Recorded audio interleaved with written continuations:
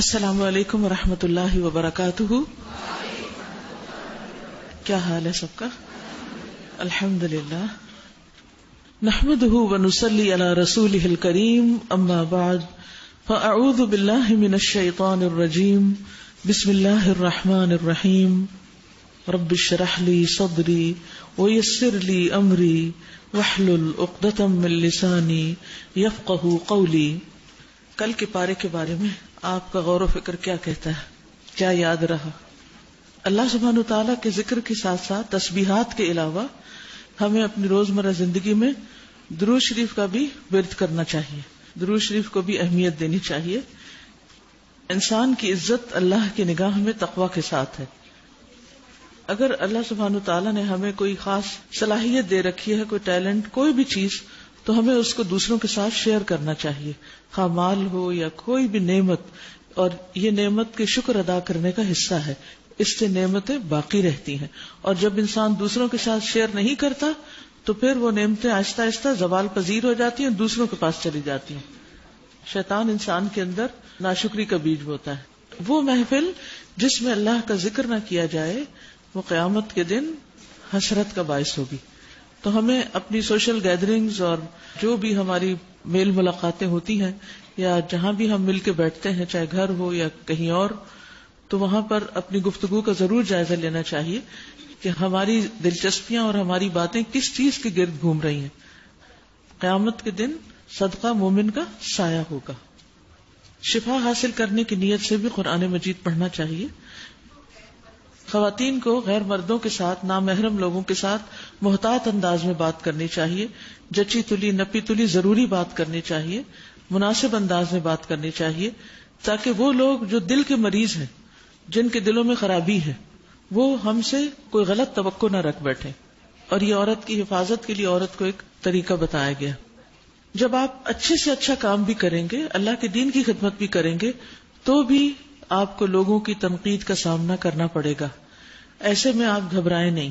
اگر آپ خلوص نیت سے کوئی کام کر رہے ہیں لوگوں کے فائدے کا، تو کرتے چلے جائیں. کسی کی باتوں سے اچھے کام کو رکنا نہیں چاہیے. اللہ کا ذکر کرنے والے قیامت کے دن بلند درجے پائیں گے، بہت آگے نکل جائیں گے، اور دوسرے صرف وہ ان کے ساتھ ملیں گے جو اسی طرح ذکر کرتے رہے. اس سلسلے میں یہ کہنا چاہوں گی کہ اپنے ذکر کے کچھ اوقات اگر آپ مقرر کر لیں تو اس میں آپ کے پھر ساری چیزیں پوری ہو سکتی ہیں. مثلا صبح اور شام سبحان اللہ و بحمدہ کی تسبیح جو ہے، اس کا بہت بڑا اجر ہے کہ یہ دو وقت پڑھنے سے، یعنی اگر 100 دفعہ ہم پڑھتے ہیں سبحان اللہ و بحمدہ سبحان اللہ و بحمدہ، 2-4 منٹ لگتے ہیں اور 100 دفعہ آرام سے ہو جاتا ہے. یعنی ایک دن میں صرف یہ ایک وظیفہ کرنے سے انسان اتنا آگے نکل جاتا ہے باقی سب کے مقابلے میں کہ جب تک وہ یہ نہ کرے وہ ہمارے برابر نہیں آ سکتے. یعنی اس دن کا جو اعمال نامہ ہے وہ اتنا زیادہ فائدہ مند ہو جاتا ہے انسان کے لیے، آگے بڑھنے کا ذریعہ ہو جاتا ہے. پھر آپ دیکھیے کہ آپ ان 2 اوقات کو اس کے لیے مقرر کر لیجئے. پھر درود شریف کے لیے کوئی وقت مقرر کر لیجئے. یعنی کوئی خاص کام، آپ ہر ایک دن کی ایک خاص روٹین ہوتی ہے نا، تو اس میں مثلاً آپ واک کرتے ہیں اگر ہر روز، یا ایکسرسائز کرتے ہیں، تو اس وقت آپ ساتھ ساتھ درود شریف پڑھتے جائیں، استغفار پڑھتے جائیں. پھر جیسے آپ گھر سے یہاں تک آتے ہیں تو لا الہ الا اللہ وحدہ لا شریک لہ لہ الملک و لہ الحمد وہو علی کل شیء قدیر، جو 100 دفعہ دن میں پڑھتا ہے، شیطان اس پہ قابو نہیں پا سکتا، کوئی جن اس پہ حملہ آور نہیں ہو سکتا، بالکل پروٹیکٹڈ ہو جاتا ہے وہ شخص، یعنی بہت سے شر سے بچ جاتا ہے. واپسی پہ جب آپ نکلنے لگتے ہیں، واپس جا رہے ہوتے ہیں مثلاً، تو گھر تک کا فاصلہ جو ہے اس میں آپ سبحان اللہ والحمد للہ ولا الہ الا اللہ واللہ اکبر ولا حول ولا قوۃ الا باللہ، یہ آپ پڑھتے جائیں. ایک تسبیح اس کی کر لیں. اسی طرح آپ دیکھیے کہ لا حول ولا قوۃ الا باللہ ہے. مثلا اگر آپ شام کے وقت جو بھی گھر کا کام کاج کر رہے ہیں اس وقت لا حول پڑھ لیں. پھر عصر سے مغرب کے بیچ میں صبح شام کے اذکار. صرف آپ کو عادت ڈالنی. یا اسی طرح آپ کی کوئی بھی اور روٹین ہے، مثلا آپ بچوں کو چھوڑنے کے اسکول جاتے ہیں، واپس آتے ہیں، صبح کے وقت میں کچھ تسبیحات مقرر کر لیں. پھر شام کے وقت جب آپ چھٹی کے وقت ان کو پک کرنے جاتے ہیں، واپس گھر آتے ہیں، جانے اور آنے میں بعضوں کو ٹریفک کتنی ملتی، تو آپ نے اپنے لیے ٹارگٹ سیٹ کرنا ہے کہ ایک دن میں مجھے کتنی تسبیحات کرنی، کون سی کرنی اور کس وقت کرنی. تو پھر جو ہی آپ اپنا وہ کام شروع کریں گے ساتھ ہی آپ کو وہ تسبیح یاد آ جائے گی اور آپ کر لیں گے تو آپ کا انشاءاللہ تعالی دن کا جو کوٹا ہے وہ پورا ہو جائے گا. ورنہ تو آپ سوچتے ہی رہیں گے اچھا اتنی ساری چیزیں یہ کب کرے وہ کب کرے, روز ایک نئی بات بتا دیتی ہیں یہ کرے یہ کرے. تو ہم انسان ہیں کیا کیا کریں, یہ سب ہو جاتا ہے.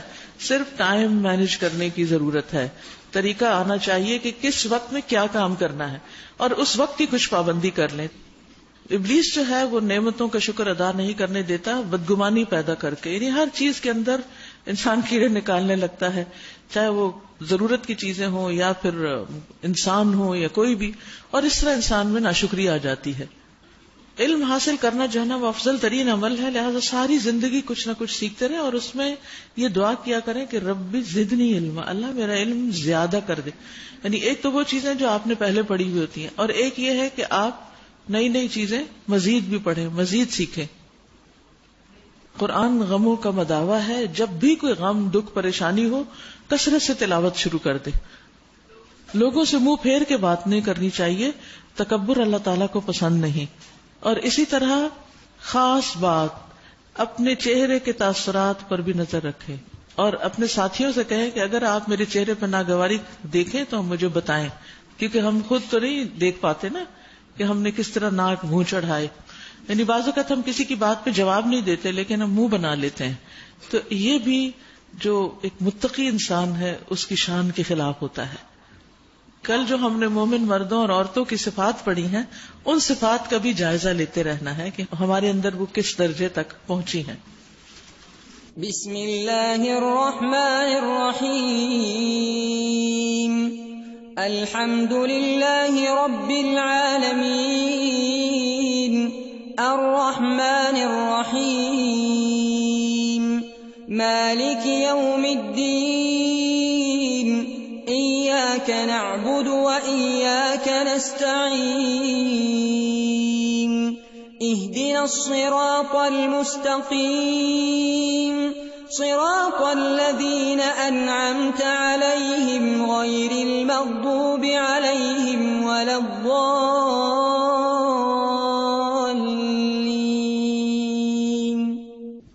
رمضان شہر القرآن.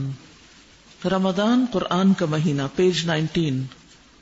قرآن مجید اللہ کا کلام ہے جسے اللہ تعالیٰ نے انسانوں کی ہدایت کے لیے اتارا, اور اس کے نزول کے لیے رمضان کے بابرکت مہینے کی بابرکت رات کا انتخاب فرمایا. ارشاد باری تعالیٰ ہے, انا انزلناہ فی لیلۃ مبارکۃ انا کنا منذرین. بے شک ہم نے اس کو ایک مبارک رات میں اتارا ہے کیونکہ ہم ہی خبردار کرنے والے تھے. ایک اور جگہ آتا ہے, شہر رمضان الذی انزل فیہ القرآن ھدی للناس وبینات من الھدی والفرقان. رمضان وہ مہینہ ہے جس میں قرآن نازل کیا گیا جو انسانوں کے لیے ہدایت ہے اور ایسی واضح تعلیمات پر مشتمل ہے جو راہ راست دکھانے والی اور حق و باطل کا فرق کھول کر رکھ دینے والی ہیں. اب دیکھیے کہ شہر رمضان, رمضان کا مہینہ. جب ہم رمضان کے بارے میں سوچتے ہیں تو پہلی بات ہمارے ذہن میں کیا آتی ہے؟ روزہ. لیکن اللہ سبحانہ وتعالیٰ نے یہ نہیں فرمایا کہ شہر رمضان فرض فیہ الصیام, کہ رمضان کا مہینہ جس میں روزہ فرض کیا گیا. روزہ تو ہے ہی, لیکن رمضان کی خاص خصوصیت کیا ہے کہ اس میں قرآن نازل کیا گیا. لہذا رمضان کا حق ادا ہی نہیں ہو سکتا جب تک ہم قرآن مجید کے ساتھ زیادہ سے زیادہ وقت نہ گزاریں. تو اس کے اوپر ہم سب کو خاص توجہ کرنی چاہیے کہ رمضان آیا ہے قرآن کو سیلیبریٹ کرنے کے لیے, قرآن کے ساتھ ایک گہرا اور خاص تعلق قائم کرنے کے لیے یا اس تعلق کو رینیو کرنے کے لیے. یاد رکھیے کہ باقی جو آسمانی کتب تھیں وہ بھی رمضان میں اتاری گئیں. اس مہینے کو اللہ نے کتابوں کے نزول کا مہینہ بنایا. نبی صلی اللہ علیہ وسلم نے فرمایا, السلسلہ صحیحہ کی حدیث ہے, ابراہیم علیہ السلام کے صحیفے رمضان کی پہلی رات کو, تورات 6 رمضان کو, انجیل رمضان کے 13 دن گزرنے کے بعد یعنی 14ویں تاریخ کو, زبور 29 رمضان کو, اور قرآن 24 دن گزرنے کے بعد یعنی 25 رمضان کو نازل کیا گیا, آخری عشرے میں رمضان کے. نبی اکرم صلی اللہ علیہ وسلم بھی رمضان کے مہینے میں قرآن مجید کو پڑھنے کا خاص اہتمام کرتے تھے اور ہر رات آپ جبریل علیہ السلام کو سنایا کرتے تھے. عبداللہ رضی اللہ عنہ بیان کرتے ہیں وَكَانَ جِبْرِيلُ يَلْقَاهُ كُلَّ لَيْلَةٍ فِي رَمَضَانَ حَتَّى يَنْسَلِخَ يَعْرِضُ عَلَيْهِ النَّبِيُّ الْقُرْآنَ. اور رمضان میں ہر رات جبریل علیہ السلام آپ سے ملاقات کرتے تھے. نبی اکرم صلی اللہ علیہ وسلم رمضان گزرنے تک انہیں قرآن سناتے، یعنی رمضان کی ہر رات آپ صلی اللہ علیہ وسلم قرآن سناتے. کس کو سناتے؟ جبریل علیہ السلام کو، جو آپ پر قرآن لے کر آئے تھے. وہ آپ پر پیش کرتے تھے تاکہ یہ بات کنفرم ہو جائے کہ جو کچھ آپ پر اتارا گیا ہے وہ پورے کا پورا بعین ہی آپ نے یاد کر لیا اور درست انداز میں یاد رکھا ہے. ایک اور حدیث سے یہ بھی پتہ چلتا ہے کہ آپ ہر سال جبریل علیہ السلام کو ایک بار قرآن کا نازل شدہ حصہ سناتے اور وفات سے پہلے آخری سال آپ نے 2 بار سنایا. ان مذکورہ احادیث سے ہمیں رمضان میں قرآن مجید کے ساتھ آپ صلی اللہ علیہ وسلم کے خصوصی تعلق کا پتہ چلتا ہے. اس لیے ہمیں بھی اس بابرکت ماہ میں قرآن مجید کے ساتھ اپنا تعلق مختلف طریقوں سے جو درج ذیل ہیں قائم کرنا چاہیے. سب سے پہلا کام تلاوت قرآن مجید کثرت سے کرنی چاہیے. قرآن مجید عربی زبان میں نازل ہوا. اردو ترجمہ قرآن نہیں ہوتا، وہ ترجمہ قرآن ہوتا ہے. قرآن صرف عربی زبان ہی کے الفاظ ہیں، اس لیے اس کے متن یعنی ٹیکسٹ کی عربی میں تلاوت باعث ثواب ہے. کیونکہ بعض لوگ یہ کہتے ہیں کہ ہمیں سمجھ نہیں آتا تو کیا فائدہ پڑھنے کا. نہیں، بہت فائدہ ہے پڑھنے کا، کیونکہ یہ اللہ کا کلام ہے. اللہ کا کلام کو معمولی چیز ہے، تو ہمیں تو خوش نصیب سمجھنا چاہیے کہ اللہ نے اپنا کلام ہمیں دیا اور ہم اس کو پڑھنے کے قابل ہو گئے. دنیا میں کتنے ہی لوگ ہیں جو اس بات کے لیے اسٹرگل کر رہے ہیں کہ ان کو قرآن صحیح طور پر پڑھنا آ جائے. اس کے ہر حرف پر 10 نیکیوں کا وعدہ ہے، یعنی اس کی تلاوت پر. اللہ تعالیٰ نے قرآن مجید پڑھنے والوں کو ایسی کامیاب تجارت کی خوشخبری دی ہے جس میں کسی قسم کا گھاٹا یعنی نقصان نہیں ہے. فرمایا ان الذین یتلون کتاب اللہ واقاموا الصلاۃ وانفقوا مما رزقناہم سرا وعلانیۃ یرجون تجارۃ لن تبور. جو لوگ کتاب اللہ کی تلاوت کرتے ہیں اور نماز قائم کرتے ہیں اور جو کچھ ہم نے انہیں رزق دیا ہے اس میں سے کھلے اور چھپے خرچ کرتے ہیں، یقیناً وہ ایک ایسی تجارت کی امید رکھتے ہیں جس میں ہرگز خسارہ نہ ہوگا. بالکل لن تبور، لن تاکید کے لیے ہوتا ہے، نقصان ہو ہی نہیں سکتا. یعنی جو قرآن پڑھے گا وہ محروم رہ ہی نہیں سکتا، اس کو فائدہ ہی فائدہ ہے. پھر یاد رکھیے کہ قرآن مجید کی جب آپ تلاوت کریں، خواہ آپ حافظ قرآن ہی کیوں نہ ہو، تو آپ کوشش کریں کہ دیکھ کے کریں. دیکھنا مزید ثواب کا باعث ہے، کیونکہ ہماری نگاہیں بھی استعمال ہو رہی ہوتی ہیں. پڑھنے میں اگر زبانی یاد ہے تو ہم صرف زبان سے بول رہے ہیں، کان سن رہے ہیں. تو بول کے پڑھنا، اونچی آواز میں پڑھنا کہ کان سنے، اور دیکھ کر پڑھنا کہ آنکھوں کو بھی وہ حروف نظر آئے، یہ زیادہ اجر و ثواب کا باعث ہے. حدیث میں آتا ہے من سرہ ان یحب اللہ ورسولہ فلیقرأ فی المصحف. نبی صلی اللہ علیہ وسلم نے فرمایا جو آدمی اللہ اور اس کے رسول سے محبت کرنا پسند کرتا ہے، یعنی جس کو یہ بات خوش کرتی، من سرہ، جس کو اس بات سے خوشی حاصل ہوتی ہے کہ وہ اللہ اور اس کے رسول سے محبت کرتا ہے، اسے قرآن مجید کی تلاوت مصحف سے دیکھ کر کرنی چاہیے. تو یہ محبت کی علامت. اور آپ یقین کیجئے کہ جس وقت ہم مصحف کھولتے ہیں، پکڑتے ہیں اور اس کے الفاظ کو دیکھتے ہیں، مجھے تو الفاظ کے اندر ایک خاص قسم کی ایک خوشی ہوتی ہے، ایک خاص قسم کا وہ کہتے ہیں آرٹ بھی نظر آ رہا ہوتا ہے کہ کون سا لفظ کس طرح لکھا گیا ہے، کون سا کھڑا ہے، کون سا جو ہے وہ نیچے کی طرف جھکا ہوا ہے. تو اس سے معنی میں بھی ایک اور طرح کی فیلنگ آ رہی ہوتی. اور تلاوت کرنے والوں کی مثال کیا ہے؟ مومن کے قرآن مجید پڑھنے کی مثال ترنج کی طرح ہے جس کی خوشبو پاکیزہ اور ذائقہ خوشگوار ہے. تو اس لیے ایمان کے ساتھ قرآن کی تلاوت انسان کی قدر و قیمت میں، اس کے حسن میں اضافہ کرتی ہے کہ اس کا ذائقہ بھی خوشگوار ہے اور اس کی خوشبو بھی پاکیزہ، اور دیکھنے میں اس کا کلر بھی بہت اچھا ہے. تو جو شخص تلاوت کا اہتمام کرتا ہے، پھر اس میں اور جو قرآن نہیں پڑھتا، دونوں کے مزاج اور شخصیت میں بھی فرق پڑ جاتا ہے. جو پڑھنے والا ہوتا ہے اس کے اندر ایک ایمان کی روشنی ہوتی ہے جو اس کے چہرے پر بھی آتی ہے، وہ نور آتا ہے اس کے اوپر. اور اسی طرح وہ بات کرتا ہے تو باتوں میں ایک خوشبو ہوتی ہے. اسی طرح جب وہ لوگوں کے ساتھ معاملہ کرتا ہے تو وہ لوگوں کو اس کی سویٹنس کا احساس ہوتا ہے.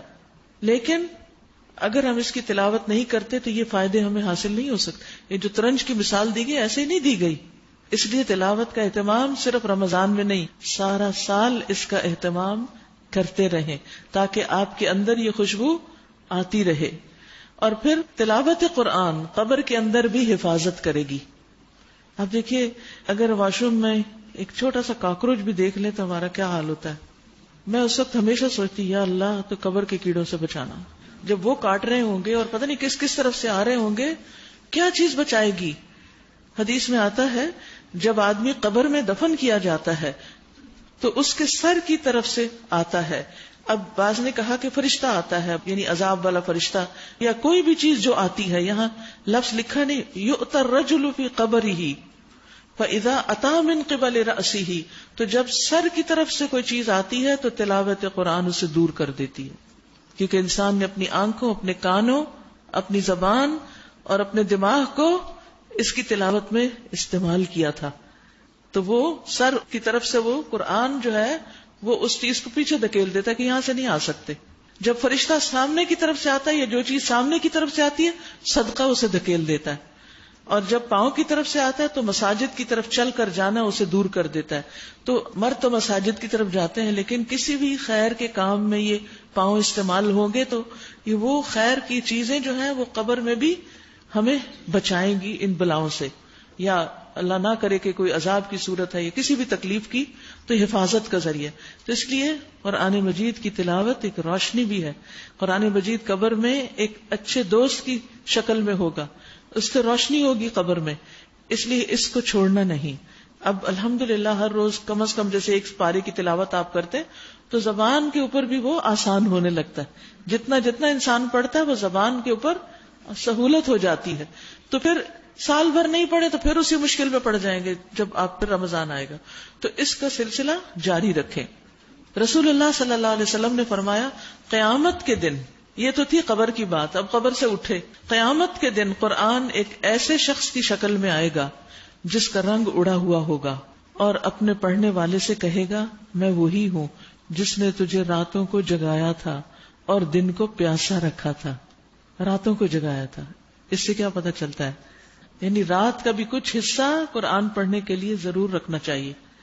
یعنی چاہے ہم سورۃ الملک پڑھیں، جیسے نبی صلی اللہ علیہ وسلم سورۃ الزمر پڑھتے، الملک پڑھتے، السجدہ پڑھتے، اور ہم دعا بھی کرتے ہیں آنا اللیل و آنا النہار، کہ رات اور دن کی گھڑیوں میں ہم اس کو پڑھتے رہیں.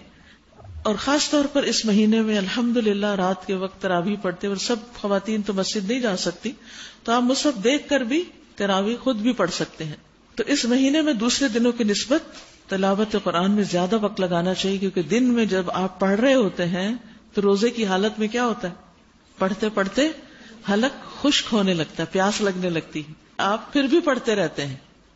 امام زہری جو تھے جب رمضان کا مہینہ آتا تو کہتے یہ مہینہ قرآن کی تلاوت اور کھانا کھلانے کا مہینہ ہے.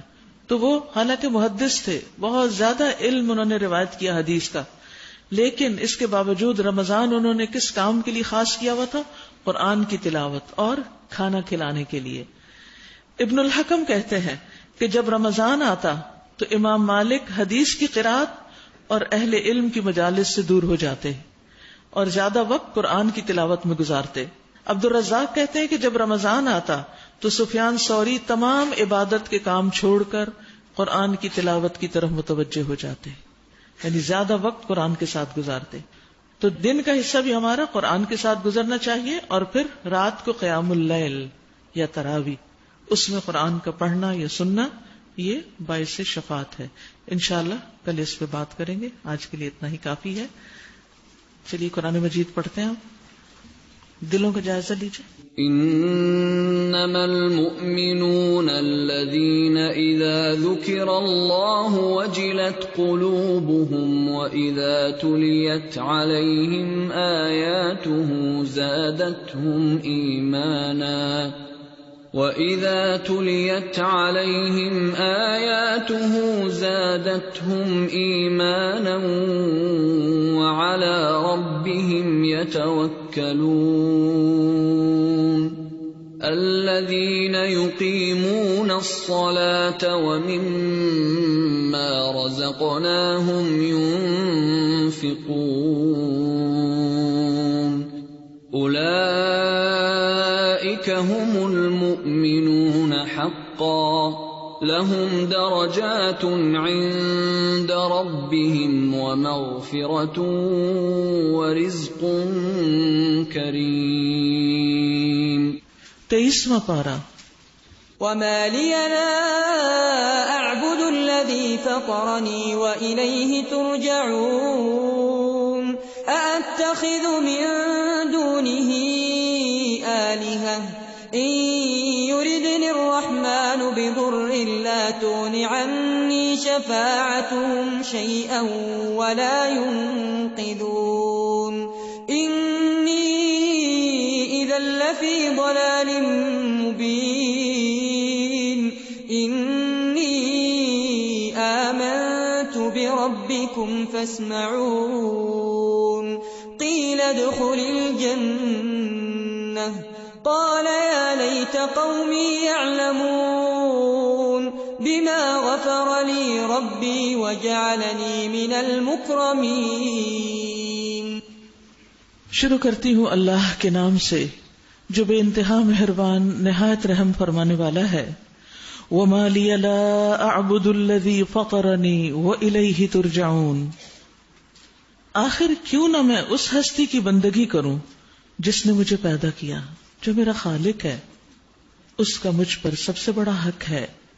وإلیہ ترجعون، اور تم سب کو بھی اسی کی طرف لوٹایا جائے گا. تمہاری واپسی بھی وہی ہے، اسی کے سامنے جا کے کھڑے ہونا ہے، لہذا اس دن کی تیاری کرنی چاہیے. أَأَتَّخِذُ مِن دُونِهِ آلِهَةً إِن يُرِدْنِ الرَّحْمَنُ بِضُرٍّ لَا تُغْنِ عَنِّي شَفَاعَتُهُمْ شَيْئًا وَلَا يُنْقِذُونَ. کیا میں اسے چھوڑ کر دوسرے معبود بنا لوں؟ حالانکہ اگر رحمان مجھے کوئی نقصان پہنچانا چاہے تو نہ ان کی شفاعت میرے کسی کام آ سکتی ہے اور نہ وہ مجھے چھڑا ہی سکتے ہیں. یعنی اللہ سبحانہ تعالیٰ کے سامنے ان کی کوئی حیثیت ہی نہیں، کوئی قیمت ہی نہیں، کوئی ان کے پاس قوت ہی نہیں، وہ میرے کسی فائدے کے ہی نہیں. تو میں آخر کس طرح اللہ کو چھوڑ کر انہیں اپنا معبود بناؤں؟ اگر میں ایسا کروں تو میں صریح گمراہی میں مبتلا ہو جاؤں گا. انی آمنت بربکم، بے شک میں تمہارے رب پر ایمان لایا. یعنی تم اس کو رب مانتے ہو یا نہیں مانتے، لیکن میرا ایمان اسی پر ہے، وہ تمہارا بھی رب ہے. فاسمعونی، پس سنو مجھے، میری بات سنو. قیل ادخل الجنہ، لیکن انہوں نے بات تو نہیں سنی، اس کو قتل کر دیا. قتل کرنے کے بعد اس کا انجام کیا ہوا؟ وہ شہادت کے مرتبے کو پہنچا. اور شہادت کا رتبہ کیا ہے کہ انسان فوراً ہی اس کی روح کو جنت میں پہنچا دیا جاتا ہے. اس شخص سے کہہ دیا گیا داخل ہو جاؤ جنت میں. اس نے کہا کاش میری قوم کو معلوم ہوتا کہ میرے رب نے کس چیز کی بدولت میری مغفرت فرما دی اور مجھے باعزت لوگوں میں داخل کر دیا. سبحان اللہ، کس طرح یہ شخص اپنے قاتلوں کا خیر خواہ ہے جنہوں نے اس کو قتل کیا اور اس کی زندگی کا خاتمہ کر دیا.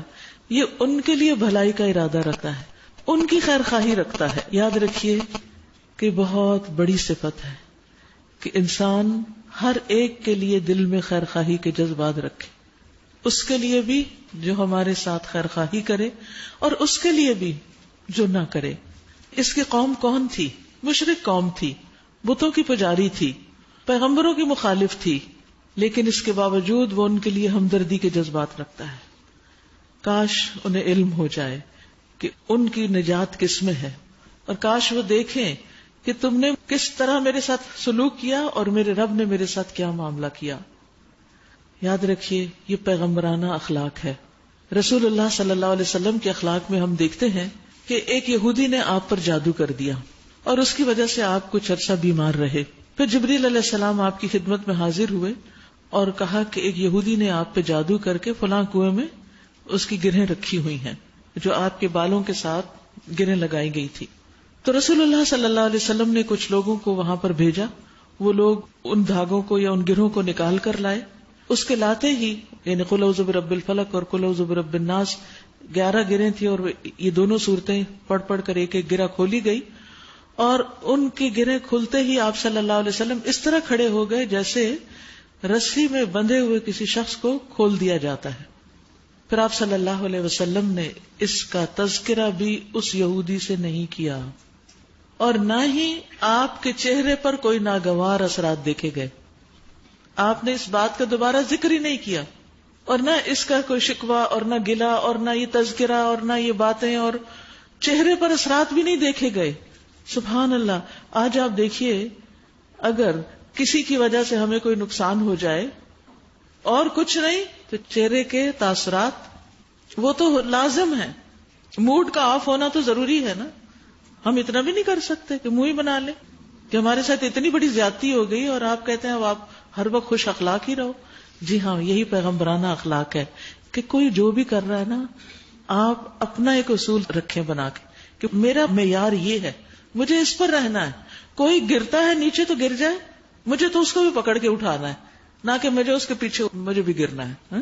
تو نبی صلی اللہ علیہ وسلم اخلاق کے بلند ترین مرتبے پر تھے، اور یہ ہے آپ کا اخلاق کہ اتنی بڑی تکلیف اٹھانے کے بعد آپ چاہتے تو جبریل نے آ کے بتایا تھا اور سچ بتایا تھا، آپ چاہتے تو اس کو بلا کے سزا دیتے، اور آپ کا حق تھا کہ آپ کے ساتھ زیادتی ہوئی تھی، لیکن آپ نے اس کو بھی معاف کر دیا. یہ دین ایسے ہی نہیں پھیلتا، یہ اس اخلاق کے ساتھ پھیلتا ہے.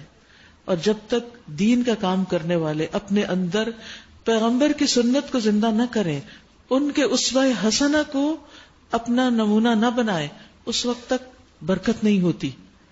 اور یہ شخص زندہ بھی اور مر کے بھی، نبی صلی اللہ علیہ وسلم نے فرمایا نصح قومہ حیا و میتا، کہ زندگی میں بھی اور موت کے بعد بھی اس نے اپنی قوم کی خیرخواہی کی. اتنا زیادہ اس کے دل میں لوگوں کے لیے خیرخواہی کا جذبہ تھا.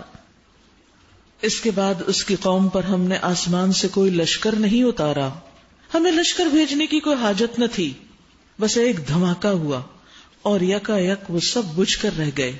افسوس بندوں کے حال پر، جو رسول بھی ان کے پاس آیا اس کا وہ مذاق ہی اڑاتے رہے. کیا انہوں نے دیکھا نہیں کہ ان سے پہلے کتنی ہی قوموں کو ہم ہلاک کر چکے ہیں، اور اس کے بعد وہ پھر کبھی ان کی طرف پلٹ کر نہ آئے. ان سب کو ایک روز ہمارے سامنے حاضر کیا جانا ہے. اہل مکہ کو سمجھایا جا رہا ہے کہ تم اپنے پیغمبر کے ساتھ کیا معاملہ کر رہے ہو، تمہیں ڈرنا چاہیے کہ پچھلی قوموں کے ساتھ کیا ہوا، اور اس واقعے سے بھی سبق سیکھو تاکہ تم اس عذاب سے بچ سکو. یعنی ہر طرح سے گزشتہ اقوام کی مثالیں دے کر بھی اور مختلف دلائل سے سمجھایا جا رہا ہے. تاریخ کی مثال کے بعد کائنات پر غور و فکر کی دعوت دی جا رہی ہے. وَآیَةٌ لَهُمُ الْأَرْضُ الْمَيْتَةُ أَحْيَيْنَاهَا وَأَخْرَجْنَا مِنْهَا حَبًّا فَمِنْهُ يَأْكُلُونَ. ان لوگوں کے لیے بے جان زمین ایک نشانی ہے، ہم نے اس کو زندگی بخشی اور اس سے یہ غلہ نکالا جسے یہ کھاتے ہیں. ہم نے اس میں کھجوروں اور انگوروں کے باغ پیدا کیے اور اس کے اندر سے چشمے پھوڑ نکالے. ایک زمین کے اندر کیا کچھ ہے، سبحان اللہ، تاکہ یہ اس کے پھل کھائیں. یہ سب کچھ ان کے اپنے ہاتھوں کا پیدا کیا ہوا نہیں ہے. آپ کو معلوم ہے کہ چشموں کا پانی جس زمین کو لگتا ہے صاف ستھرا، وہاں کے پھلوں کا ذائقہ اور ان کی تاثیر ہی کچھ اور ہوتی ہے، ان کی غذائیت ہی کچھ اور ہوتی ہے. پہاڑی علاقوں میں جہاں مختلف فروٹس کے جو درخت اگتے ہیں ان کا ذائقہ اور میدانی علاقوں میں یا خود سے پانی دے کے جن پودوں کو اگایا جاتا ہے بہت بڑا فرق ہوتا ہے. تو یہاں خاص طور پر چشموں کا ذکر کیا گیا اور پھر پھلوں کا. یہ سب کچھ ان کے اپنے ہاتھوں کا پیدا کیا ہوا نہیں ہے، یہ انسانوں نے چیزیں نہیں بنائی، یہ اللہ نے بنائی ہیں. فلا یشکرون، کیا پھر یہ شکر ادا نہیں کرتے کہ دینے والے کو پہچانے؟ سبحان الذی خلق الازواج کلھا، پاک ہے وہ ذات جس نے ہر قسم کے جوڑے پیدا کیے، خواہ وہ زمین کی نباتات میں سے ہوں یا خود ان کی اپنی جنس میں سے یعنی انسانوں میں سے، یا ان اشیاء میں سے جن کو یہ جانتے تک نہیں. یعنی اللہ سبحانہ وتعالیٰ نے کائنات کی جتنی بھی یہ چیزیں پیدا کی ان کو جوڑوں کی شکل میں پیدا کی، اور خود اکیلا ہے، واحد الاحد وہی ہے، باقی ہر کوئی محتاج ہے، اسے ساتھی کی ضرورت ہے، مددگار کی ضرورت ہے، جوڑے کی ضرورت ہے. اور پھر آپ دیکھیے کہ یہاں پر سبحانہ سے بات شروع، سبحان الذی، سبحان اللہ تعجب کے وقت کا کلمہ بھی ہے. یعنی ان لوگوں کے اوپر تعجب ہے کہ یہ اتنی بڑی بڑی نشانیاں دیکھتے ہیں اور پھر بھی نہیں مانتے. یہ سب کچھ ان کے لیے ایک بہت بڑی کتاب کی طرح کھلا ہوا ہے لیکن یہ ہے کہ توجہ ہی نہیں کرتے. وَآیَةٌ لَهُمُ اللَّيْلُ، اور ان کے لیے ایک اور نشانی رات ہے. ہم اس کے اوپر سے دن ہٹا دیتے ہیں تو ان پر اندھیرا چھا جاتا ہے. یعنی دن کے مقابلے میں رات کو نشانی کہا کہ کس طرح پھیل جاتی ہے، ہر چیز کو تاریک کر دیتی ہے اور انسان اس کو نوٹس کیے بغیر رہ نہیں سکتا. وَالشَّمْسُ تَجْرِي لِمُسْتَقَرٍّ لَهَا، اور سورج وہ اپنے ٹھکانے کی طرف چلا جا رہا ہے. یہ زبردست علیم ہستی کا باندھا ہوا حساب ہے. العزیز العلیم، دو صفات یہاں ذکر ہوئی ہیں. آپ دیکھیے کہ سورج جو ہے اس کا ایک مستقر ہے. جیسے کہ آپ جانتے ہیں کہ اللہ سبحانہ وتعالیٰ نے بہت سی گیلیکسیز پیدا کی، اور وہ گیلیکسی جس میں ہمارا یہ سولر سسٹم ہے اور اس کا جو محور ہے، یعنی کہ سورج کے گرد جتنے بھی سیارے ہیں، جس میں زمین بھی ہے، یعنی زمین حرکت کر رہی ہے سورج کے گرد، اور پھر سورج ان سارے پلانٹس کو لے کے پھر اپنے دائرے میں حرکت کر رہا ہے، اور پھر ہماری گیلیکسی جو وہ اپنے مرکز کے گرد گھوم رہی، سب کے سب گھوم رہے ہیں. ہم تو کبھی کبھی طواف کرنے جاتے ہیں نا، اور سب کے اندر یہ خواہش ہونی چاہیے، لیکن یہ سارے ستارے، سیارے، سولر سسٹم اور گیلیکسیز اور پھر ان کے کلسٹر سب کے سب اللہ کی تسبیح بیان کر رہے ہیں اور ایک خاص حرکت کر رہے ہیں جو اللہ نے ان کے لیے مقرر کی ہے. اب یہ جو ہے کہ ہمارا جو سورج ہے اپنے سولر سسٹم کے ساتھ جو اس کا مرکز ہے ہماری کہکشاں یا گیلیکسی کا، اس سے اندازہ لگایا گیا کہ 10 کلو پارسک دور ہے. اور 10 کلو پارسک کتنا ہوتا ہے کہ اگر ہندسوں میں اس کو لکھا جائے تو 2 کا ہندسہ لکھ کے اس کے بعد 17 صفر لگائیں. اور سورج کو اپنے محور کے گرد ایک چکر مکمل کرنے کے لیے 250 ملین یعنی 25 کروڑ سال لگیں گے. یہ انسانوں کے اندازے ہیں، حالانکہ سورج ایک سیکنڈ میں 150 مائلز کی رفتار سے چل رہا ہے. یعنی ہم ایک سیکنڈ کی جو ٹک دیکھتے ہیں اس میں وہ 150 میل دور جا چکا ہوتا ہے، یعنی اپنا فاصلہ طے کر چکا ہوتا ہے. اور یہ تو صرف ہماری گیلیکسی اور یہ ہمارا سولر سسٹم اور یہ زمین پھر یہ بھی حرکت کر رہی ہے. تو اللہ نے جو کچھ پیدا کیا ہے اس کا انسان اندازہ بھی نہیں لگا سکتا. لیکن یہ ہے کہ یہ سورج جاتا کہاں ہے اور پھر کہاں سے آتا ہے. ابو ذر سے روایت ہے، انہوں نے کہا میں غروب آفتاب کے وقت مسجد نبی میں موجود تھا نبی صلی اللہ علیہ وسلم کی خدمت میں. آپ نے فرمایا اے ابو ذر تمہیں پتا ہے سورج کہاں غروب ہوتا ہے؟ میں نے کہا اللہ اور اس کا رسول ہی زیادہ جانتے ہیں. آپ نے فرمایا بلا شبہ سورج چلتا رہتا ہے حتیٰ کہ عرش کے نیچے سجدہ کرتا ہے، اور یہی اللہ کا فرمان ہے وَالشَّمْسُ تَجْرِي لِمُسْتَقَرٍّ لَهَا ذَلِكَ تَقْدِيرُ الْعَزِيزِ الْعَلِيمِ. اور پھر آپ دیکھیے یہ 2 صفات ہیں بڑی زبردست ہیں کہ یہ اندازہ، یہ تقدیر مقرر کی ہے سورج کی کہ اس نے کتنی رفتار سے چلنا ہے، کب کہاں سے گزرنا ہے، کہاں سجدہ کرنا ہے، کہاں روشنی دینی ہے، کتنی روشنی دینی ہے، کتنے فاصلے سے دینی ہے، سب اللہ نے مقرر کیا. اور اللہ سبحانہ وتعالیٰ العزیز ہے، غالب ہے، یعنی اس کے کنٹرول میں ہے یہ سب کچھ اپنی مرضی سے نہیں کر رہا. اور پھر العلیم بھی ہے، یعنی پوری باریکی کے ساتھ ان سب چیزوں سے باخبر بھی ہے کہ اس کا کون سا ستارہ اور سیارہ کس قسم کی حرکت کر رہا ہے. تو انسان کے لیے کیا ضروری ہے کہ ان نشانیوں سے سبق سیکھے. والقمر قدرناہ منازل، چاند اس کے لیے ہم نے منزلیں مقرر کر دی یہاں تک کہ ان سے گزرتا ہوا وہ پھر کھجور کی سوکھی شاخ کی مانند رہ جاتا ہے. آپ کے گھر میں یا قریب میں کہیں اگر کھجور کا درخت ہو تو آپ اس کو دیکھیے کہ کس طرح جب وہ پتا اس کا سوکھتا ہے تو کیا شیپ بناتا ہے. چاند جب طلوع ہوتا ہے تو آپ دیکھیے کہ اس طرح کی شیپ ہوتی ہے نا، یہ کھجور کے پتے کی شیپ نہیں ہوتی. لیکن جب وہ آخری دنوں میں غروب ہونے کے قریب آتا ہے، یعنی اس کی روشنی ختم ہو جاتی ہے 1-2 دن کے لیے، تو اس وقت اگر آپ دیکھیں تو وہ دوسرے رخ پر آپ کو اس شاخ کی طرح نظر آئے گا، یعنی وہ کرو اس کے اندر نظر آئے گا. نہ سورج کے بس میں یہ ہے کہ وہ چاند کو جا پکڑے، اور نہ رات دن پر سبقت لے جا سکتی ہے، اس سے آگے نہیں نکل سکتی. ہر ایک کی باری ہے. وَكُلٌّ فِي فَلَكٍ يَسْبَحُونَ، سب ایک ایک فلک میں تیر رہے ہیں، اپنے اپنے کام میں لگے ہوئے ہیں. وَآيَةٌ لَهُمْ أَنَّا حَمَلْنَا ذُرِّيَّتَهُمْ فِي الْفُلْكِ الْمَشْحُونِ، ان کے لیے یہ بھی ایک نشانی ہے کہ ہم نے ان کی نسل کو بھری ہوئی کشتی میں سوار کر دیا. نوح علیہ السلام کی کشتی کی طرف اشارہ ہے. اور پھر ان کے لیے ویسی ہی کشتیاں اور پیدا کی جن پر یہ سوار ہوتے ہیں. ہم چاہیں تو ان کو غرق کر دیں، کوئی ان کی فریاد سننے والا نہ ہو. اور کسی طرح یہ نہ بچائے جا سکیں.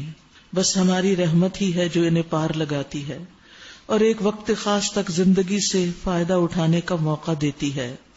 حقیقت یہ ہے کہ یہ جو بات یہاں کی گئی ہے نا کہ کوئی ان کی چیخ سننے والا نہ ہو، یعنی سمندر کی وسعتوں میں کہیں ان کی کشتی ڈوب رہی ہو تو کوئی ان کو بچانے کے لیے نہیں آ سکتا. ہوا میں جو جہاز اڑ رہے ہیں اگر ان کے اوپر کچھ مشکل آ جائے تو کوئی ان کو گرنے سے بچا نہیں سکتا. پھر ان کو کوئی مددگار نہیں پہنچتا کیونکہ مددگار خود بہت دور ہے، پہنچنا چاہیں بھی تو پہنچ نہیں سکتے. اور وہ آزمائش کا وقت بھی اتنا سخت ہوتا ہے کہ جس میں انسان کوئی بھی کام نہیں آتا. آپ دیکھیے کتنے واقعات آپ نے سنے ہوئے. کل ہی میں ایک امام کی وفات کا واقعہ سن رہی تھی کہ وہ اپنے گھر، بہت بڑے امام تھے، گھر میں غسل کے لیے باتھ روم میں گئے اور ان کی وائف نے دیکھا کہ بچے ادھر ادھر کھیل رہے ہیں تو باہر سے کنڈی لگا دی اور کنڈی لگا کے خود اپنے کاموں میں مصروف ہو گئی. اور وہ نہانے کے بعد کٹکٹاتے رہے لیکن ان کو آواز ہی نہیں گئی. بہت دیر کے بعد جب خیال ہے کہ اوہ تو کنڈی لگا دی تھی، جب جا کے کھولا تو وہ وہیں فوت ہو چکے تھے. کیونکہ آپ دیکھیے کہ بعض اوقات ایک گھر کے اندر رہتے ہوئے کوئی مشکل آتی ہے تو ہماری چیخ دوسرے کو نہیں آتی. کئی دفعہ ایسا ہوتا ہے کہ گھروں میں جیسے ڈاکو وغیرہ، اللہ تعالیٰ سب کو محفوظ رکھے، لیکن جب آ جاتے ہیں تو انسان بعض اوقات چیخ نہیں سکتا. رات کو خواب میں سوتے ہوئے بعض اوقات اگر کوئی چیز آپ کو پکڑ رہی ہوتی ہے تو اس وقت چیخ نہیں نکلتی، اور ساتھ لیٹے ہوئے انسان کو پتہ نہیں چلتا کہ دوسرے کے اوپر کیا بیت رہی ہے. تو اس لیے انسان کو ہمیشہ اللہ سے ڈرتے ہی رہنا چاہیے اور پناہ مانگنی چاہیے. فلا صریخ لهم ولا هم ينقذون الا رحمتا منا، مگر ہماری رحمت سے، ومتاعا الی حین، اور ایک خاص وقت تک فائدہ اٹھانے کے لیے، یعنی اللہ تعالیٰ ہی موقع دیتا ہے. ان لوگوں سے جب کہا جاتا ہے بچو اس انجام سے جو تمہارے آگے آ رہا ہے اور تمہارے پیچھے گزر چکا ہے، یعنی ماضی کی داستانوں سے بھی سبق سیکھو اور کل قیامت جو آ رہی ہے اس سے بھی ڈرو، شاید کہ تم پہ رحم کیا جائے. یعنی اللہ کا ڈر جو ہے اللہ کی رحمت لانے کا ذریعہ بنتا ہے، اللہ کی خشیت سے رحمت آتی ہے. تو یہ سنی انسنی کر جاتے ہیں. وما تأتیہم من آیت من آیات ربہم الا کانوا عنہا معرضین، ان کے سامنے ان کے رب کی آیات میں سے جو آیت بھی آتی ہے یہ اس کی طرف توجہ ہی نہیں کرتے. اور جب ان سے کہا جاتا ہے کہ اللہ نے جو رزق تمہیں عطا کیا ہے اس میں سے اللہ کی راہ میں خرچ کرو، تو یہ لوگ جنہوں نے کفر کیا ہے ایمان لانے والوں کو جواب دیتے ہیں کیا ہم ان کو کھلائیں جنہیں اگر اللہ چاہتا تو خود کھلا دیتا، تم تو بالکل ہی بہک گئے ہو. آج بھی بہت سے لوگ جب ان سے کہا جائے کہ غریبوں کے لیے کچھ کرو تو کہتے ہیں اللہ ہے نا، وہ خود ہی کرے گا جس کی مخلوق ہے، ہم کیوں کریں. یہ لوگ کہتے ہیں یہ قیامت کی دھمکی آخر کب پوری ہوگی، بتاؤ اگر تم سچے ہو. دراصل یہ جس چیز کی راہ تک رہے ہیں وہ بس ایک دھماکہ ہے. ما ينظرون الا صیحة واحدہ تأخذهم وهم يخصمون، جو یکایک انہیں عین اس حالت میں دھر لے گا جب یہ اپنے معاملات میں جھگڑ رہے ہوں گے.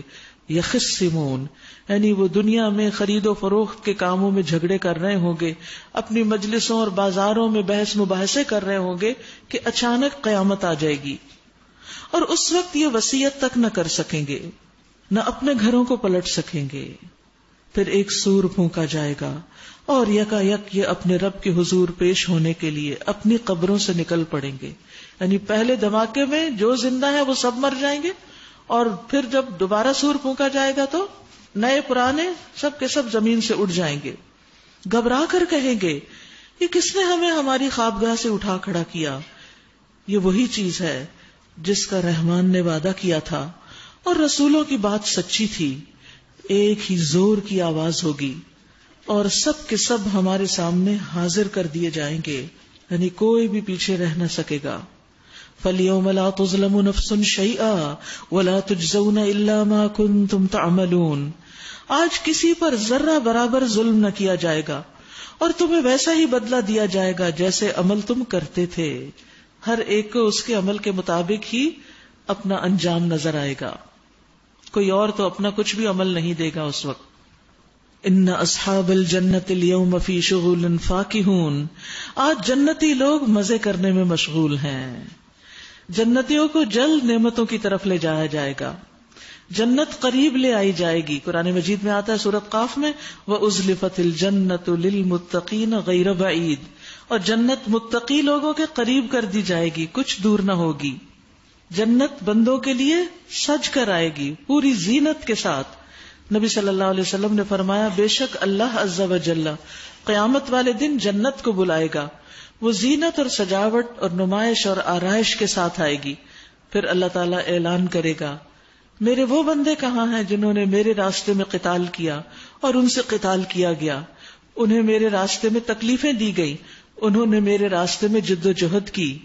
میرے بندو تم جنت میں داخل ہو جاؤ.